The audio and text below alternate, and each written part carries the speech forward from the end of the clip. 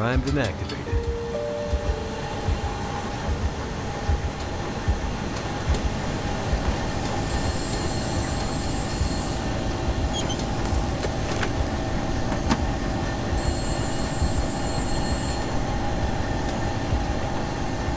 I don't have time to get stuck. Why is it that whenever I fix one thing, another thing breaks? I'd lay down right here if I thought I'd ever wake up again.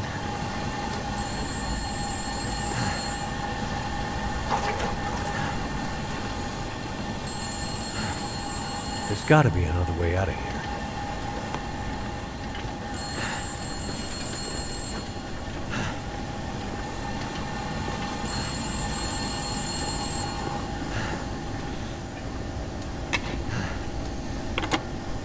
We gotta stop meeting like this.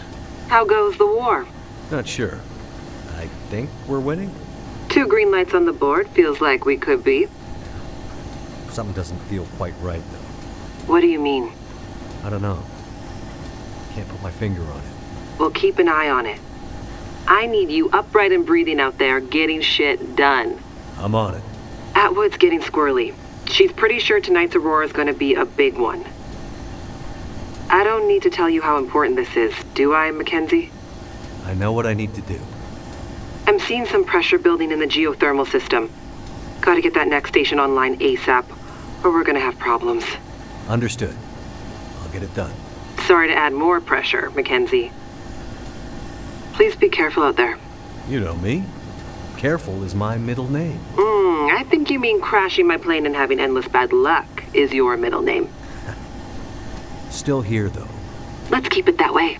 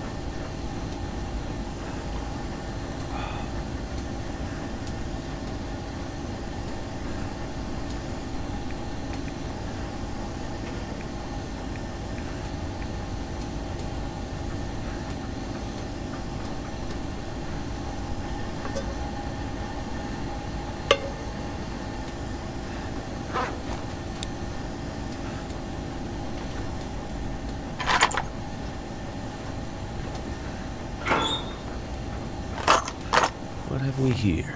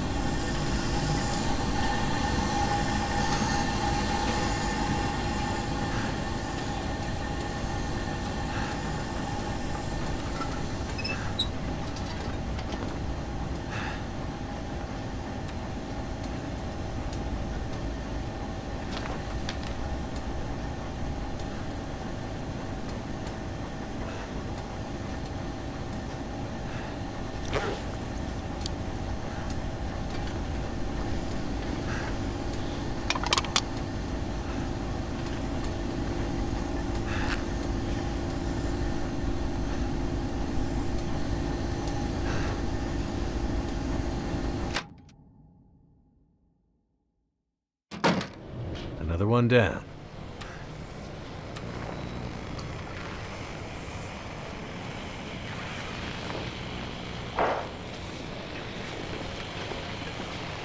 It's starting to get dark. Gotta go faster.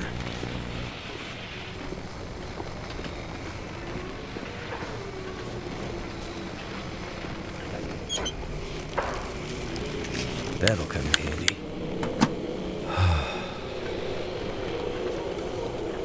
What the hell is that glowing stuff? It's like the aurora, but on the ground.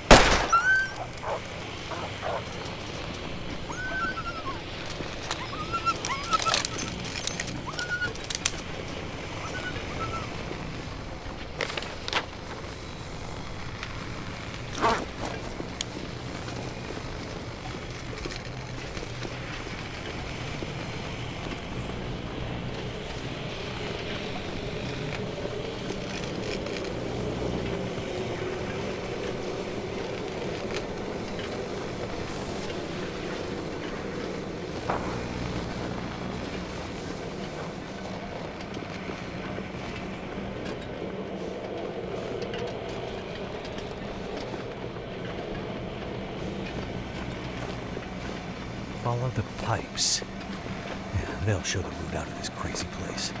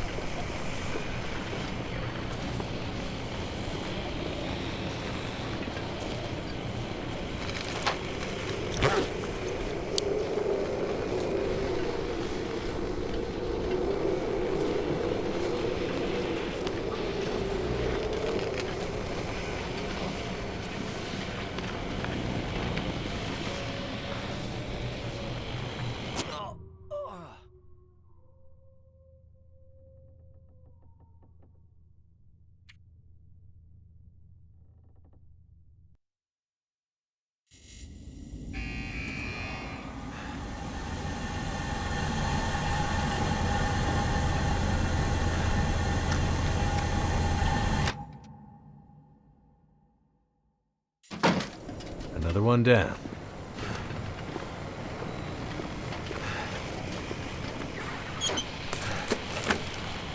This'll come in handy.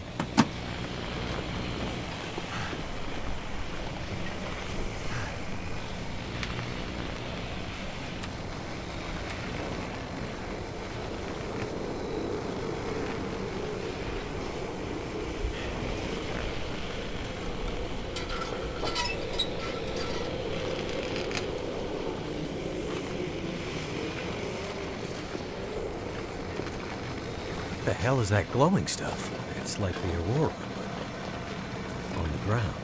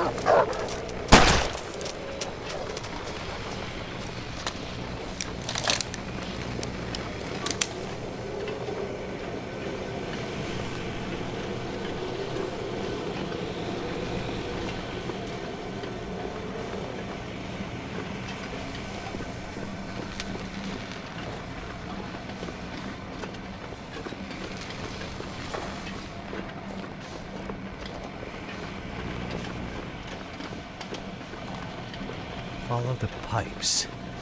Yeah, they'll show the route out of this crazy place.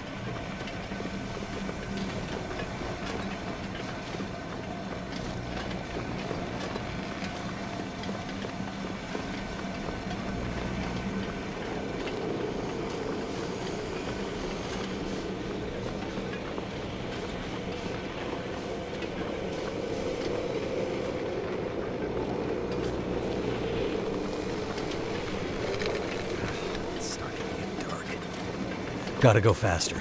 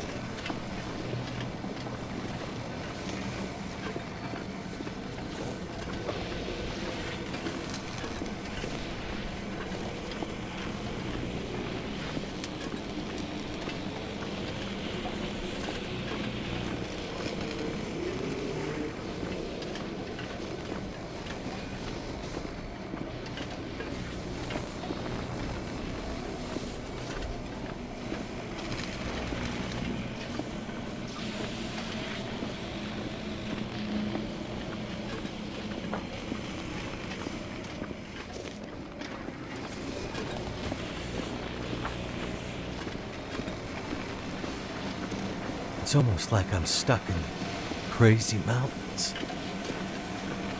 Madness. Like mountains of madness.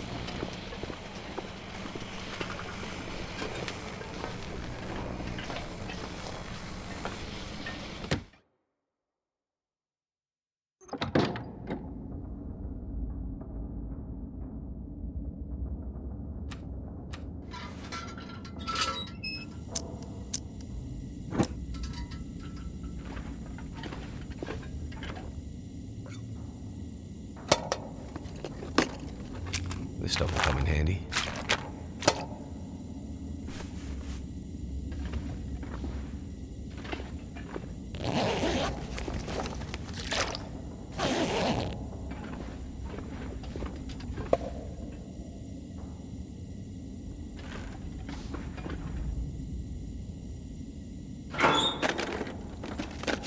Could end up being useful.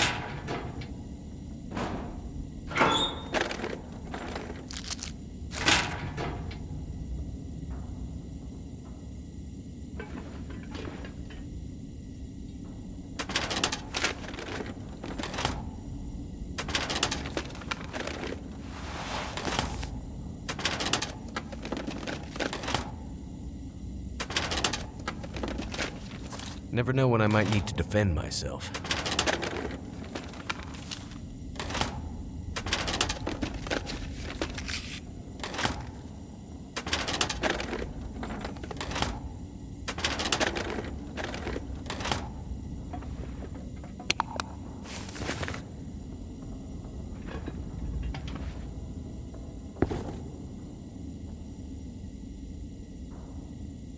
Better safe than sorry.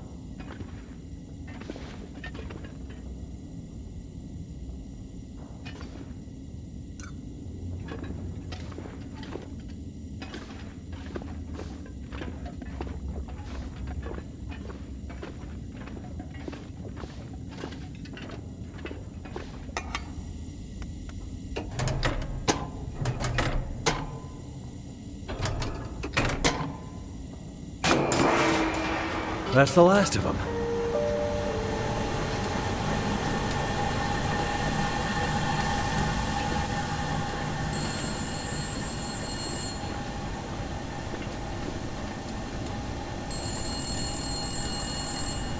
Not this again.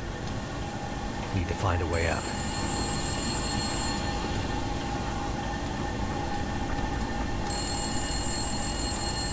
Oh, that hurts so much.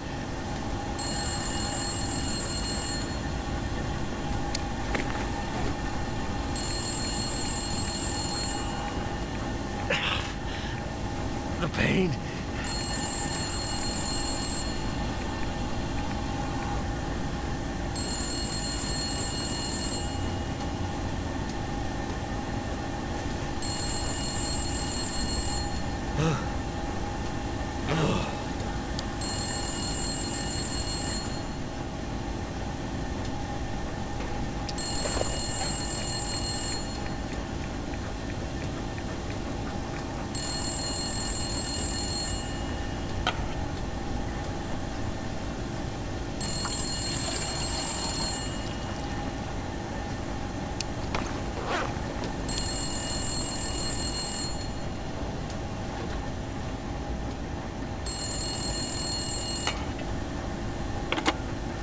I see 3 green lights on the board, and a bunch of this old gear seems to be powering up. Good news. How's it looking out there? I think I've seen the worst of it. The pressure in the system seems to have dissipated, so that's one less thing to worry about. Great news. How are Atwood's preparations coming? She's in heaven. Haven't been able to get a word in edgewise since the power came back online. She's been running from system to system, and I am just trying to stay out of her way. All right. Let's hope her plan works. Tell that man to stop fooling around and get back here on the double. I gotta go. If the big Aurora appears before we're ready... I remember. Your life's work down the tube. Exactly. Be careful out there, Mackenzie. And get back to us soon. I'm on my way.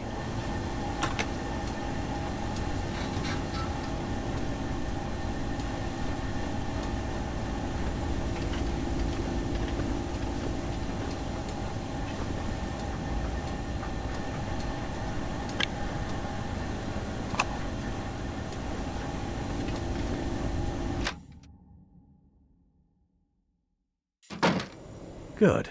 It worked.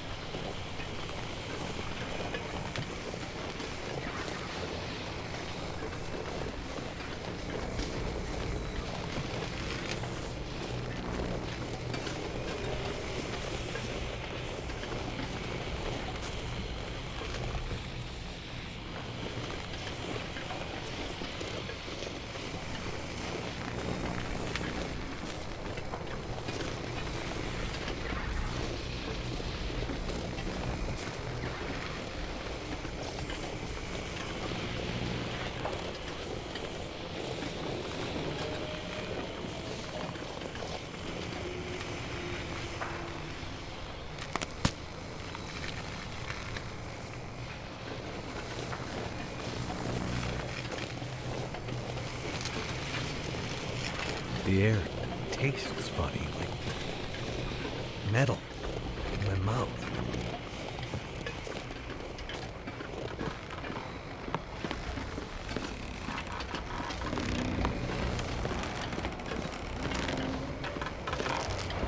Oh, shit.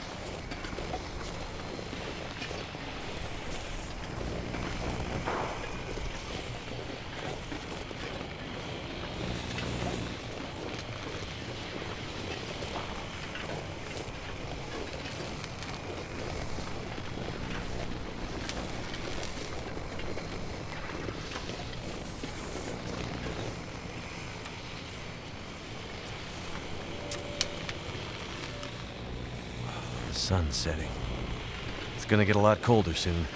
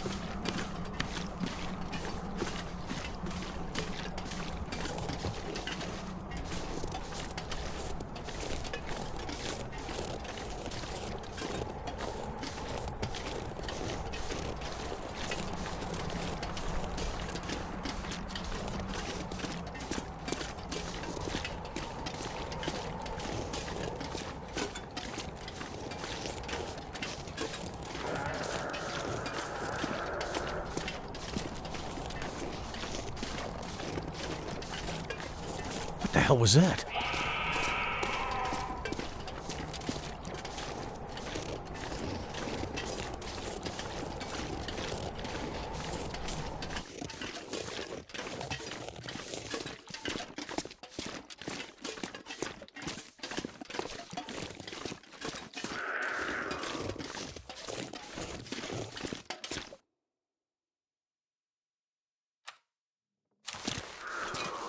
Oh, shit! Is that what I think it is?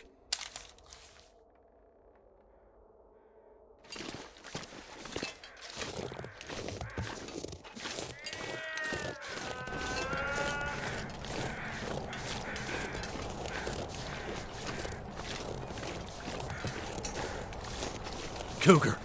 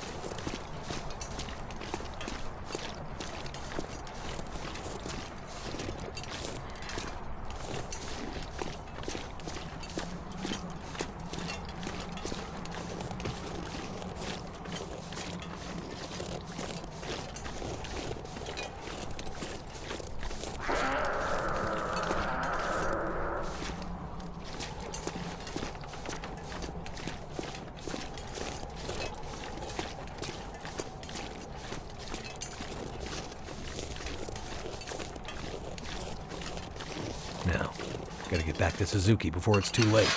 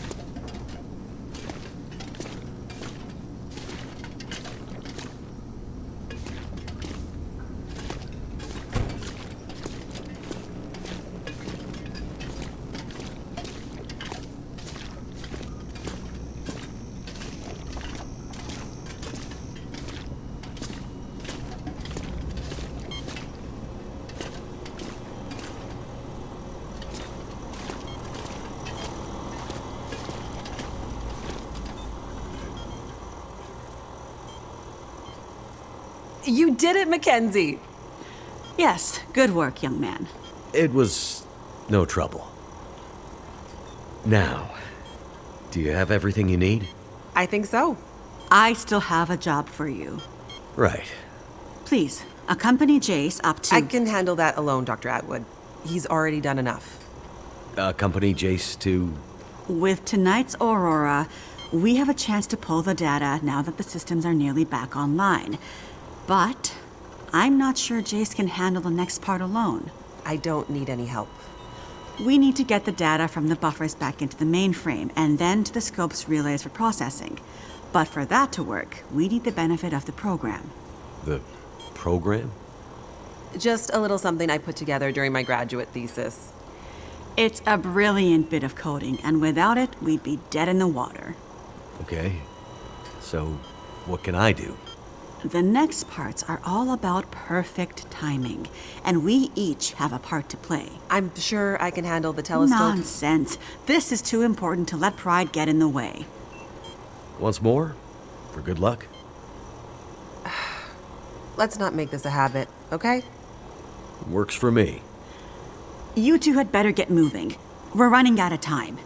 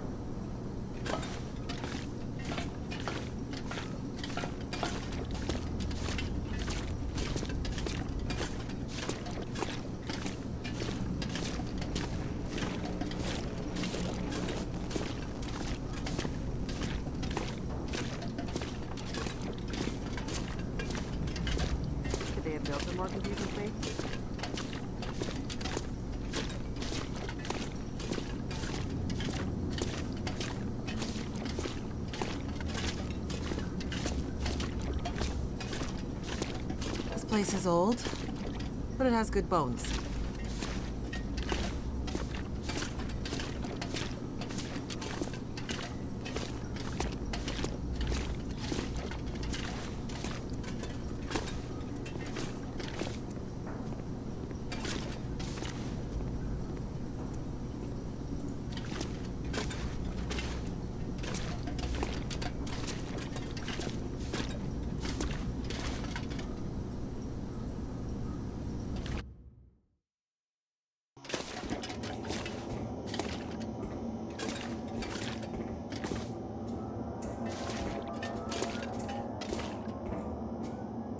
Feels like the whole facility is slowly waking up.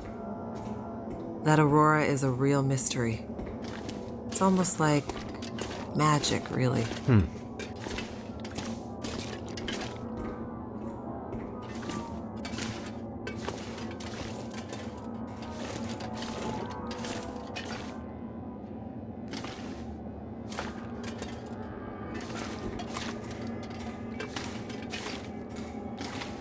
Imagine the logistics involved in building this facility. Staggering.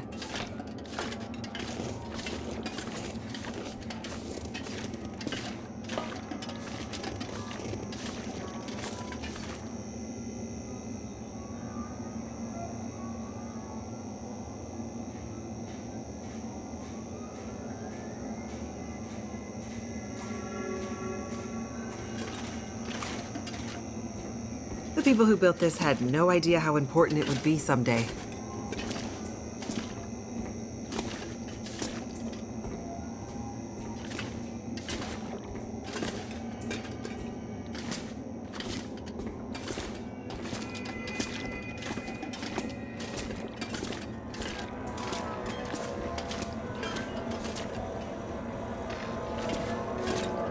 Well, well, there she is. The Suzuki Radio Telescope. Isn't she beautiful? Lit up by the aurora, no less. I've never seen it so bright. It's massive. Let's hope we're not too late.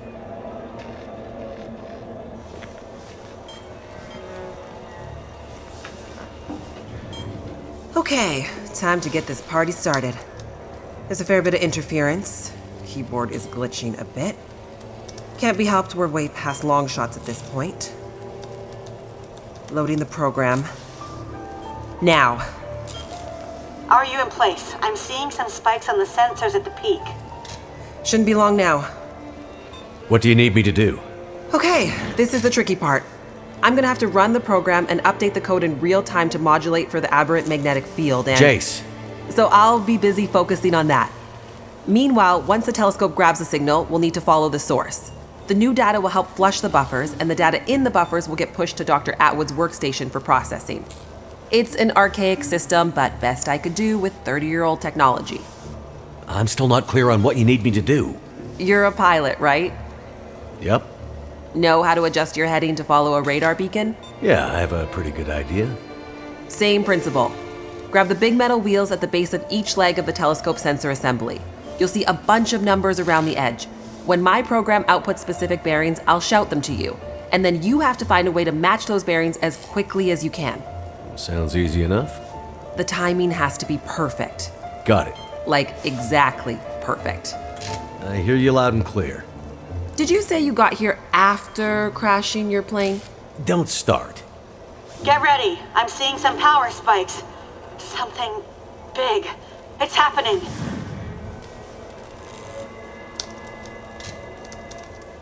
Get ready, Mackenzie.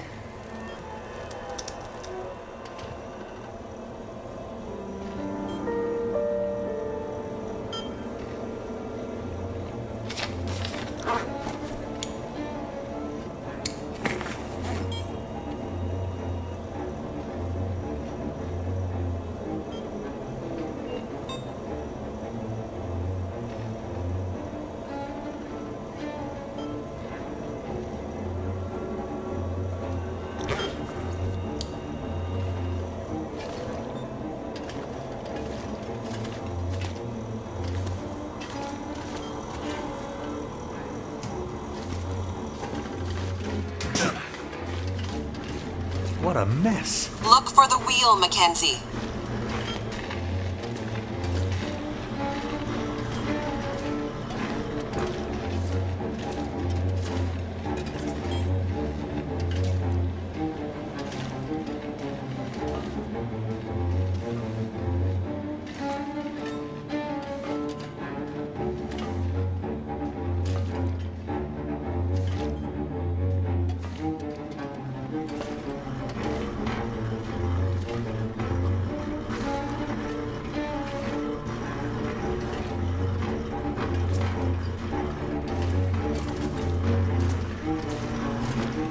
Here we go. 141 degrees.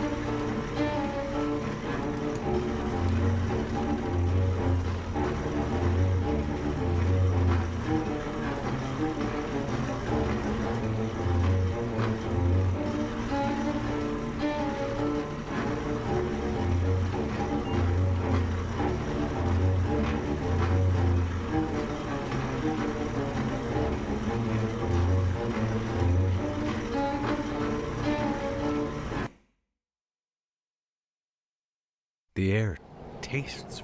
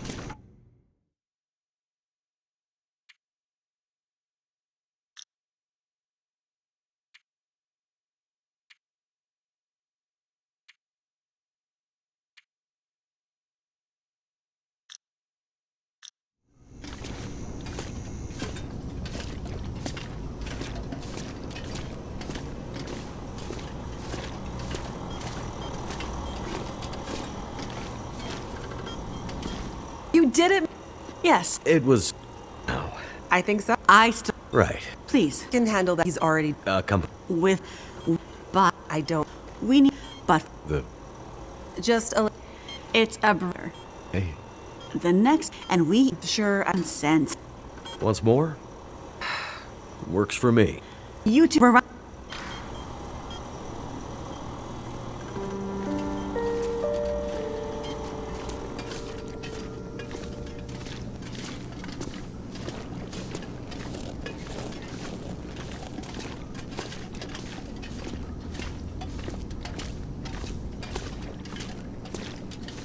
out some more confusing space?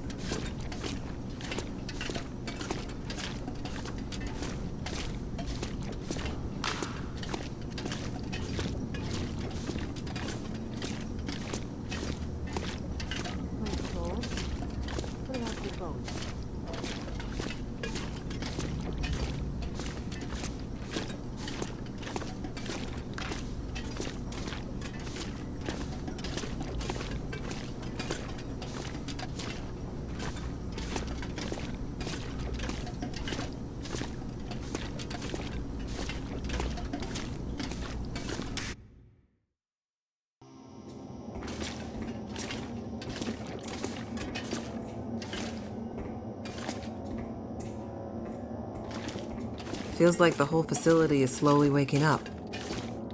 That Aurora is a real mystery. It's almost like magic, really. Imagine the logistics involved in building this facility. Staggering.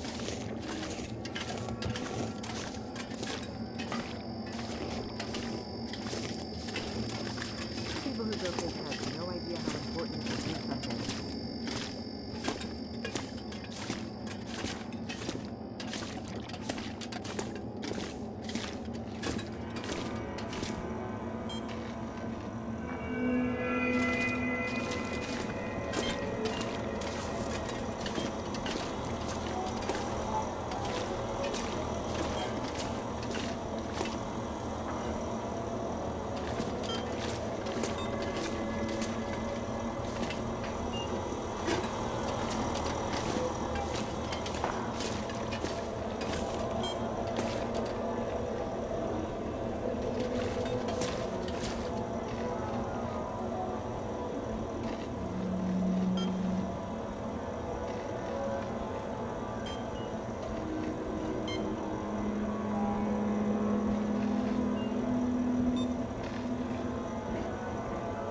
Well, well, there she is, the Suzuki Radio Telescope. Isn't she beautiful? Lit up by the aurora, no less. I've never seen it so bright. It's massive. Let's hope we're not too late.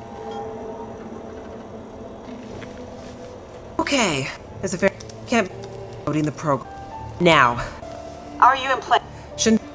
What do you need me? Okay, I'm gonna have to... Jace. So I'll... Meet the new data will... It's... I'm... You're a... Yep. No... Yeah, I have a... Same principle. Grab the big metal... You'll see a bunch of... When my program... And then you have to find... Sounds easy enough. The timing... Got it. Like... I hear you. Did you... Don't start. Get ready. I'm seeing some... It's happening. Get ready, Mackenzie.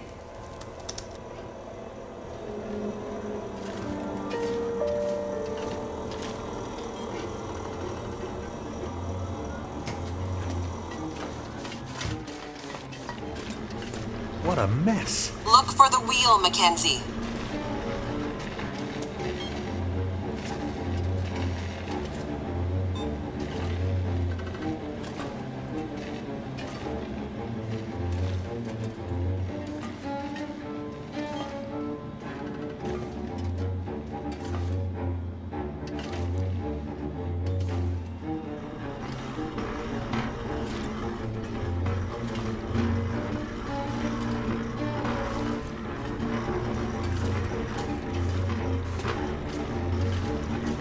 Here we go, 141 degrees.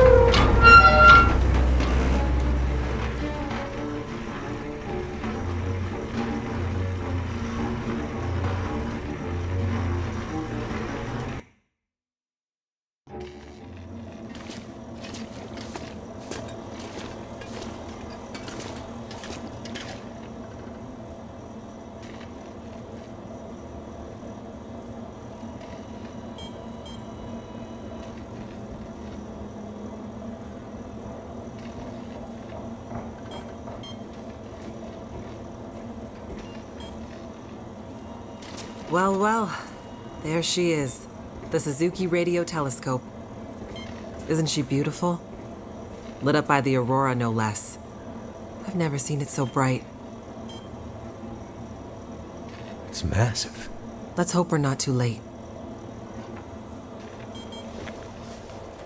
Okay, there's a fair bit of now. Shouldn't be. What? Okay, so meanwhile, the new it's an. You're Yep. no. Yeah. Same print. And then you Sounds easy. the time Got- like. Did you say? Don't. Get ready. I'm seeing some. It's happening. Get ready, McKenzie.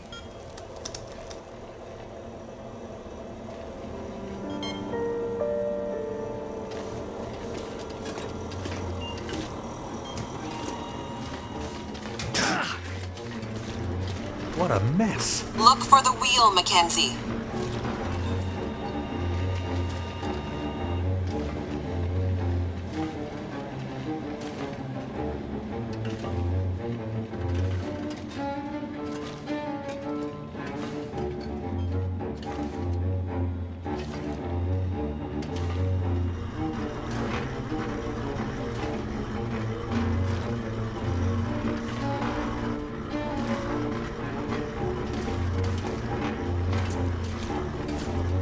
Here we go. 141 degrees.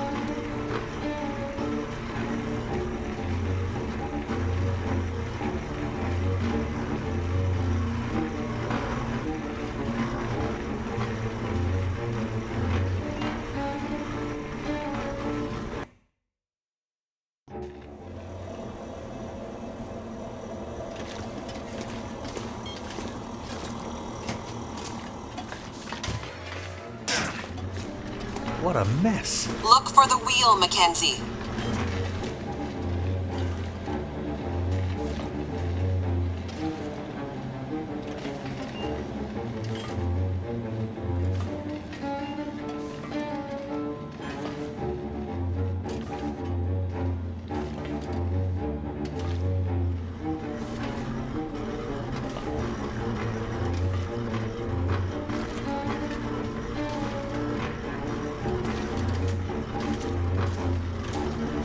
Here we go.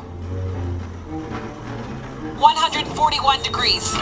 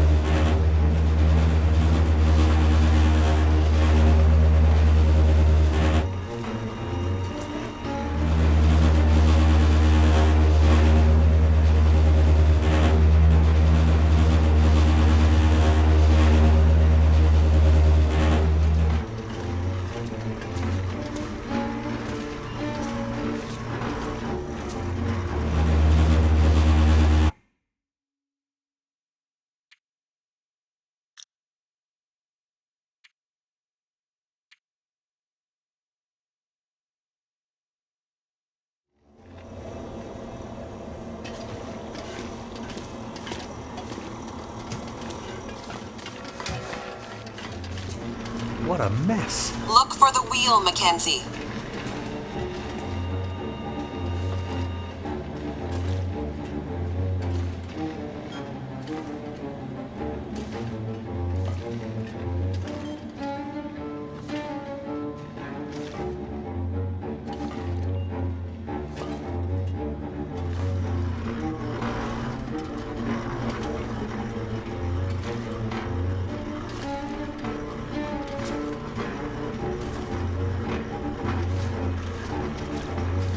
Here we go.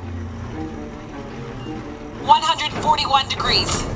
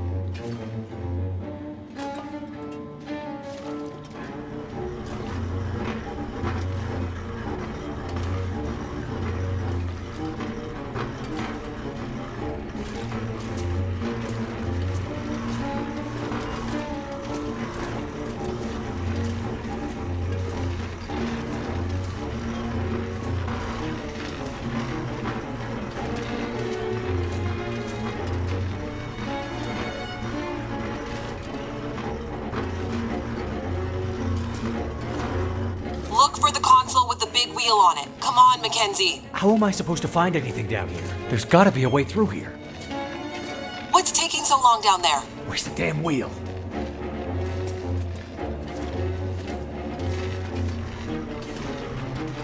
The dish is huge. That's it. We're getting close now. Keep going. Okay, 67 degrees.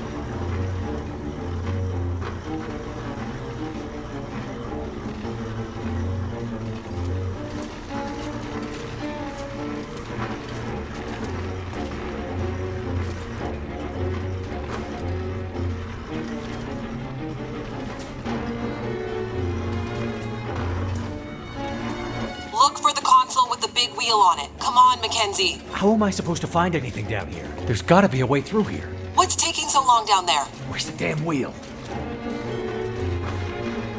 The dish is huge. That's it. We're getting close now. Keep going. Okay, 67 degrees.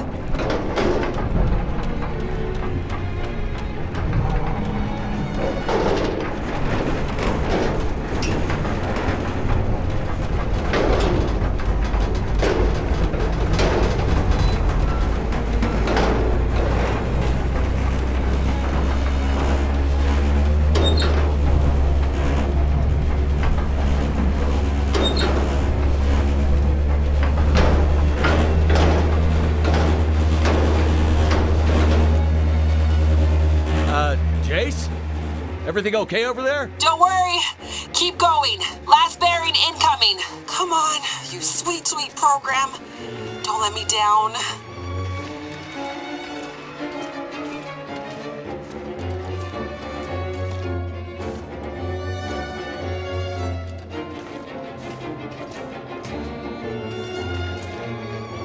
"156, Mackenzie. Get to 156 before the whole thing blows."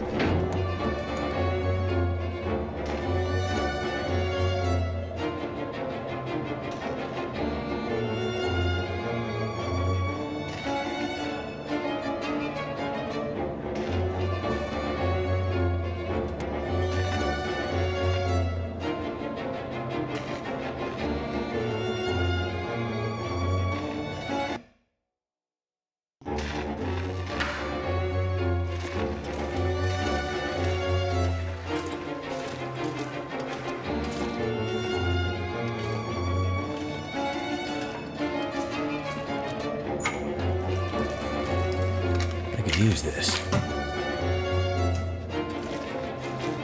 156, Mackenzie. Get to 156 before the whole thing blows.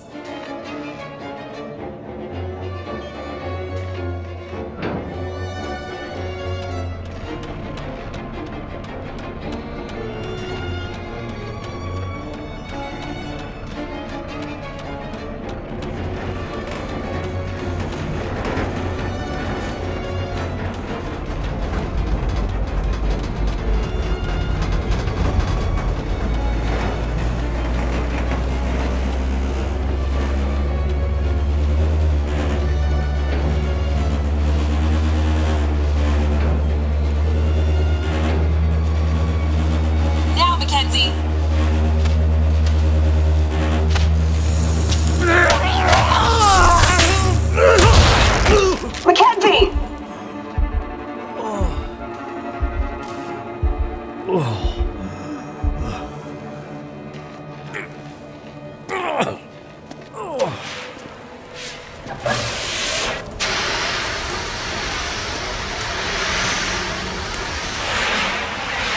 The program? She did the most any program can hope to do. Her job. Now let's hope Dr. Atwood got what she needed. Because this gear is toast.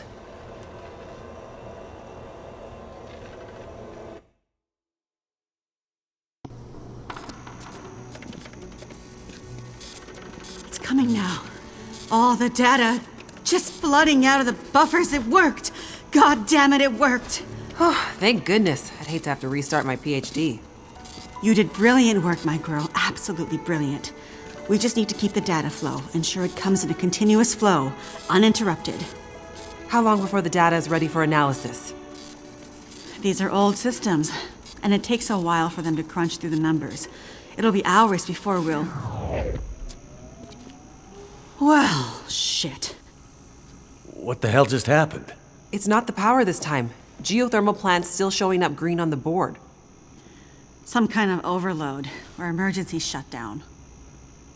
What now? Now we do this the old-fashioned way. We start combing through the numbers. I'll get us some light.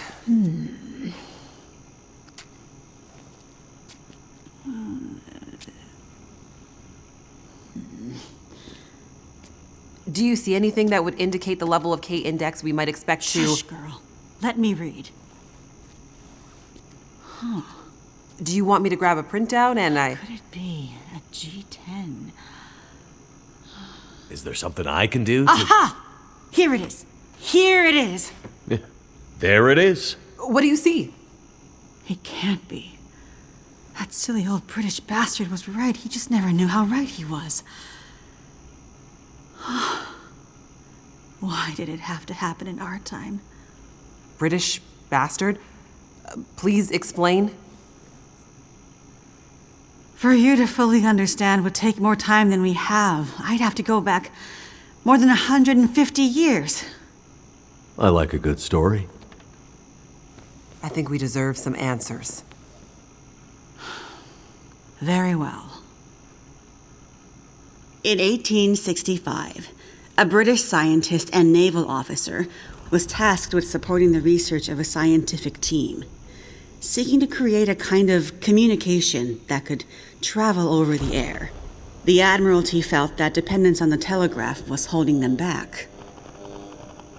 This Navy man was inspired by stories he'd heard about the Carrington event 6 years prior. At the time, the largest geomagnetic event ever recorded. He had heard that the abundance of static electricity in the air had powered telegraph lines, even after the operators had unplugged them. Fires broke out due to this geomagnetically induced current. It got him thinking. This scientist's research led him all over the world, and he began to piece together a picture of the Earth's geomagnetic profile, and something about the operation of the sun and its effects on the Earth's magnetic field. Remember, this was 150 years ago, and well before they had the equipment to prove any of this. But a theory began to take shape in his mind that suggested the sun went through cycles of geomagnetic activity, waxing and waning, but sometimes spiking inexplicably in dramatic ways. The historical record held evidence of many of these events, but in pre-industrial times, the impacts were more subtle. Even in the mid-1800s, there wasn't enough power infrastructure to really feel the impact of these spikes, so it wasn't of grave concern. But the growing dependence on telegraphy suggested this shouldn't be ignored. And this scientist predicted that if the level of electrification continued to grow exponentially, as was predicted, this would create a serious vulnerability that could be exploited by their enemies at great cost to industry and society at large. He was given a secret commission from the Royal Geographical Society to prove his theories and to come up with a strategy that would ensure the British were in the strongest position to exploit any such geomagnetic disaster. After another decade of research, this scientist began to suspect that this geomagnetic current that existed all around them could impact many other things, and more deeply. He began to study migration patterns of animals, and gathered evidence of whale strandings, bird die-offs, and other unexplained mysteries relating to animals' innate abilities to navigate vast distances with great precision, without the benefit of modern tools or equipment. Eventually, he knew he had to travel north to the Arctic to really test his theories. And in December of 1865, he took a ship and a crew of Navy scientists and mariners in a specially commissioned research vessel, a modified bomb mortar ship, fashioned after the Terror and Erebus from the ill-fated Franklin expedition. His ship was named the HMS In Tenebris, and he took it and a crew far above the Arctic Circle, along with an array of unique recording equipments he had crafted himself, with the hope of collecting data to support his theories.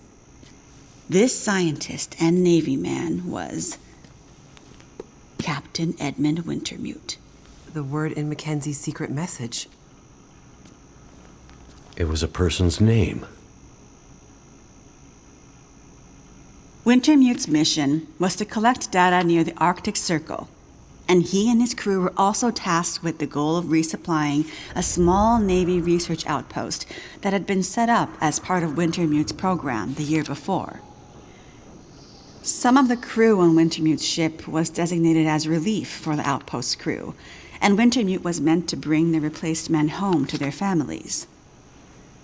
A few days away from the Arctic Circle and 2 days from their destination, Wintermute recorded increasingly active aurora and other geomagnetic activity around the ship, including St. Elmo's Fire. But he also noticed something else. As evidenced by their journals, many of the crew were having trouble sleeping, with some experiencing full-blown insomnia that worsened as they traveled further north.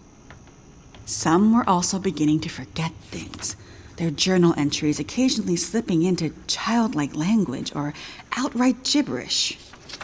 2 days out from their destination, the night watch rang the ship's bell to announce a man had gone overboard. The man, an experienced mariner, had been observed to simply walk off the deck of the ship. By all rights, a calm and dependable sailor. This event shook the crew's morale.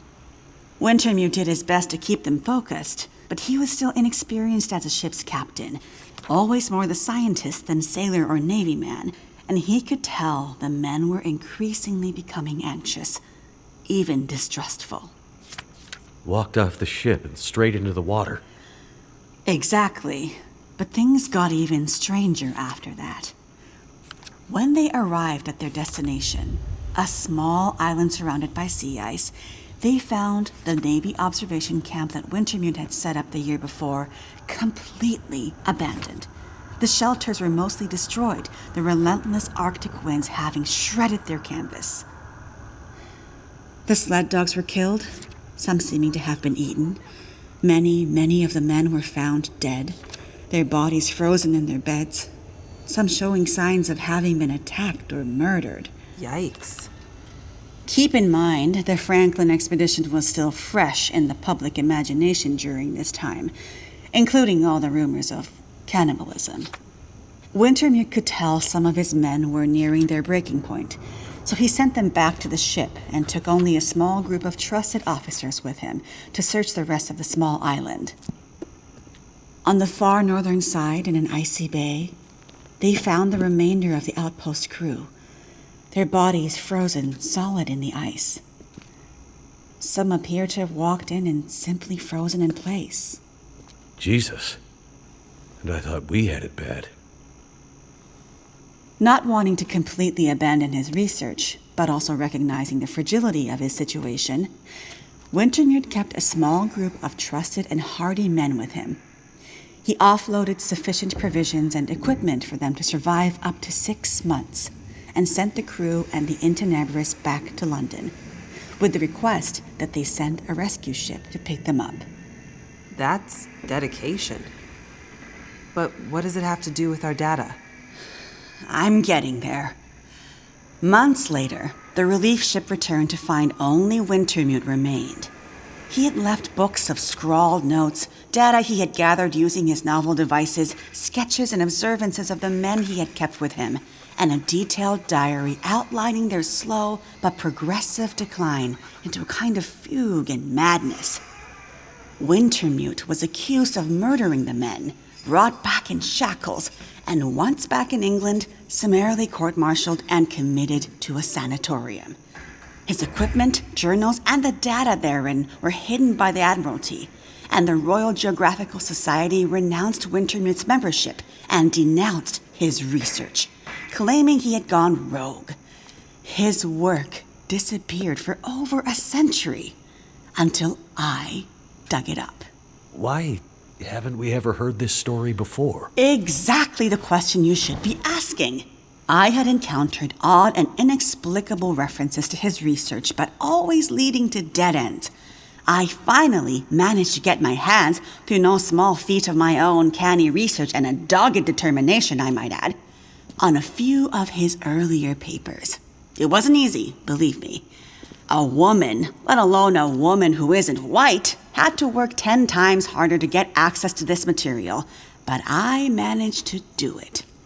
I spent the next 20 years piecing it together, tracing the fingerprints of Wintermute's theory, collecting his data, analyzing, and then adding to his research with research of my own using increasingly modern equipment.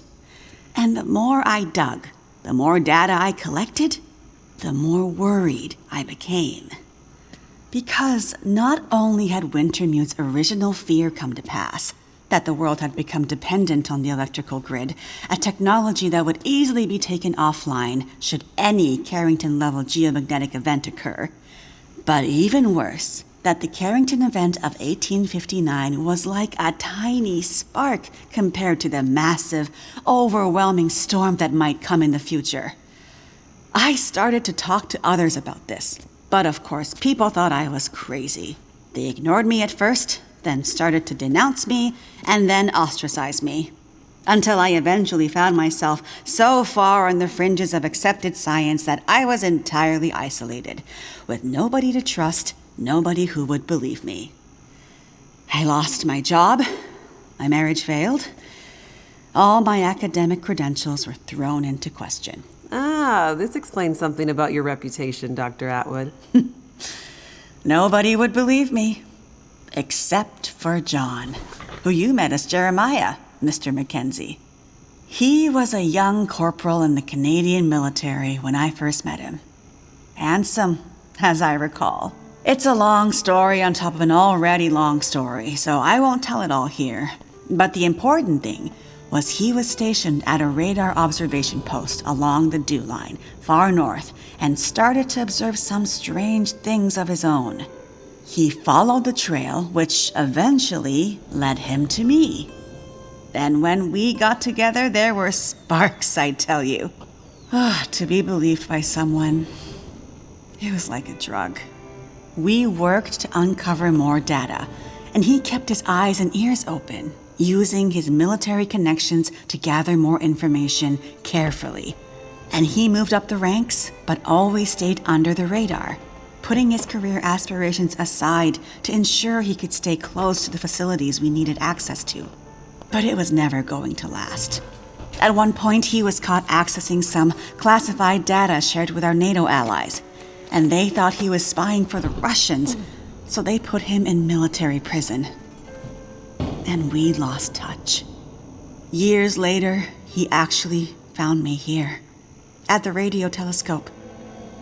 He was a changed man. His fire was gone. They'd somehow broken him. He said he still believed, but he couldn't be part of this journey. And that's the last time I saw him. That was more than 20 years ago. I can't believe he's still alive. And on Great Bear, no less. You can't possibly believe that's some kind of coincidence. Jeremiah being here. What are you suggesting? Isn't it obvious? He stayed here for you, to be close to you, to keep watch. He's been here ever since, close by, in case you might need him. And as soon as he saw the Aurora and what it could do, he knew. He saw the signs. When I met him, he was nearly killed by a bear, and when I left him, he was still not much more than half alive. Otherwise, I'm sure he would have come here himself. But he sent me to warn you. He made me promise. And he knew by then what that promise would mean. He sent you in his place. And it's a good thing he did, because now we have the final piece. This is the answer we've been looking for all these years. Do we finally have it? I think we do, dear. I'm not following. All my research here, and Jace's since she joined me, has been to try to anticipate, to get ahead. Ahead of what? The next big Carrington level event. The thing Wintermute spent his life also searching for. And others, lesser scientists, industrialists, crackpots, even here on Great Bear. The island's unique geologic strata and northern latitude created a perfect test bed for geomagnetic research. Even a few decades ago, a German industrialist named Rudiger. But that's not important. Dr. Atwood, do we know the terminus? We do, my dear. And when is it coming? Do we have time to prepare? No, dear. It's already too late. It's already started. What does that mean? It means we're in a new geomagnetic normal. What you've seen so far is really just the beginning. Things will get much worse from here on out. But how long will it last? Carrington was over in a few days, weeks at most. Oh, this is much bigger than Carrington. How long, Doctor? I hesitate to say. With the data I have, I can only offer a vague range. 40 to 400. Hours? Days? Years. Wintermute tried to warn us 150 years ago, but nobody listened. And now we're at the very beginning of a geomagnetic storm. A disaster of such proportion we've not seen its like in recorded history. The power grid is down. Everything humanity has built over the last 100 years or more, based on technology, electronics, everything based on the integrated circuit, electricity, it's gone. It's all gone. Nature is changing, and soon we'll begin to see the impact on people. We won't emerge unscathed. And this period of darkness will last from 40 to 400 years. A new dark age. The long dark. And what humanity will exist on the other side of it, I cannot even begin to guess. Then I need to warn her. I need to get to Perseverance Mills. You're talking about your ex-wife, the doctor? Astrid will be there. And she needs what's in this hard case. What's in the case, and what kind of doctor? She's a researcher. Insomnia, memory loss, fugue states. I think she stole some experimental meds. She's trying to help a friend, a child that's suffering from some mysterious illness. I'm not sure. Go to her. Regardless of what's in the case, you can bring her here. Her and anyone else you care about. We have to think about the survival of the species now. But what can we possibly do here? Oh, Jace, my silly girl. Have you forgotten what this facility is built on? I just know it's some government thing. Before it was repurposed for use with the radio telescope, this was an observation post for monitoring satellite communications. Mostly American, Russian, some Chinese, Cold War stuff. But why here? Who would think we'd be spying from here? Exactly. A few floors below us are the magnetically shielded dorms and storerooms designed for the folks who used to live and work here, back in the Cold War. The whole place is basically a big bunker. Right. And the team that built the geothermal plant left various supplies behind. Exactly. There's probably enough dry rations and assorted supplies there to feed dozens of people for a couple of years.